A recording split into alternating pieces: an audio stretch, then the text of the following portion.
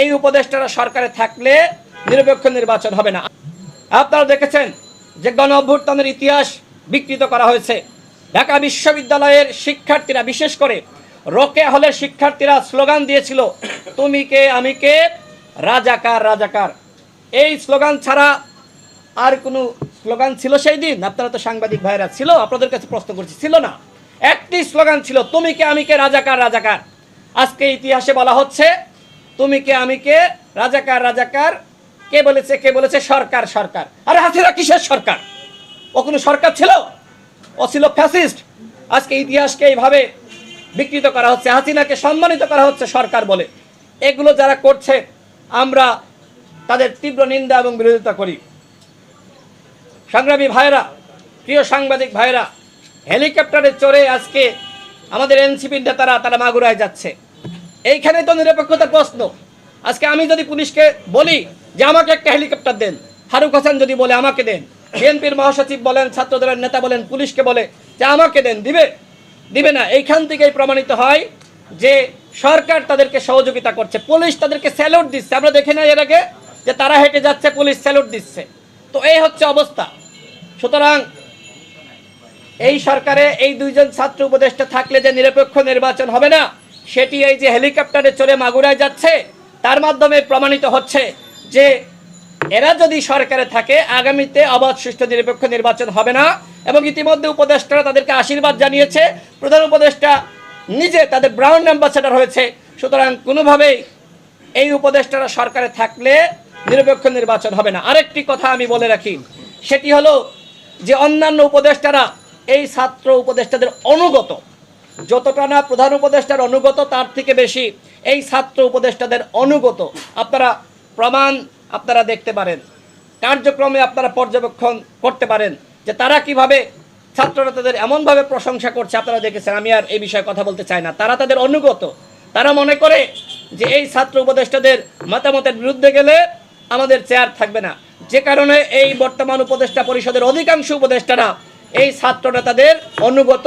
দুইজন ছাত্র উপদেষ্টার অনুগত, আরেকজন তো পদত্যাগ করেছে।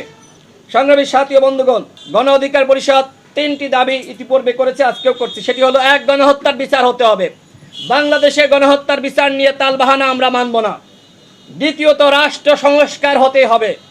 আজকে বিভ্রান্তি ছড়ানো হচ্ছে রাজনৈতিক দলগুলো নাকি শুধু নির্বাচন চায়, তারা নাকি রাষ্ট্র সংস্কার চায় না। রাজনৈতিক দলগুলো যখন যুগপৎ আন্দোলন করেছে তখনই তারা বলেছে এই রাষ্ট্রের সংস্কার হতে হবে।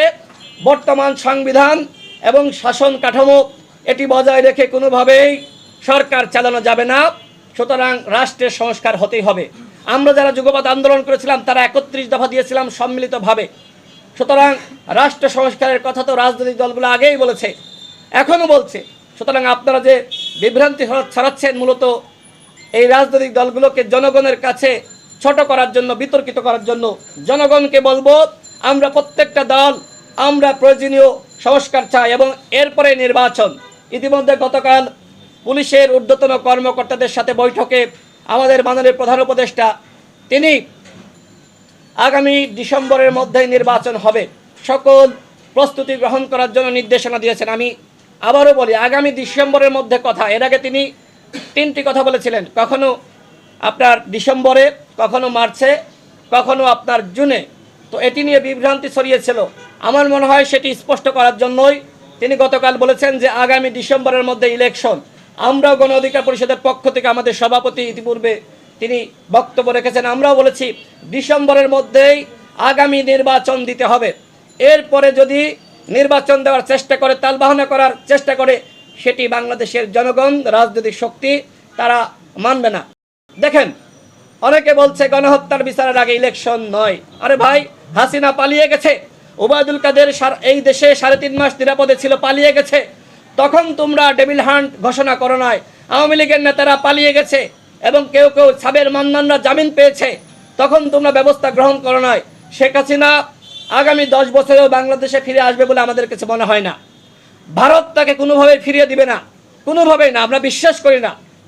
কারণ এই যে বাংলাদেশে হাসিনাকে বসিয়েছিল ভারত, সেই হাসিনাকে বাংলাদেশে ফিরিয়ে দিয়ে তাকে কি ফাঁসির কাস্টে ঝুলাতে ভারত সহযোগিতা করবে? আপনাদের মনে হয়, বিশ্বাস হয়?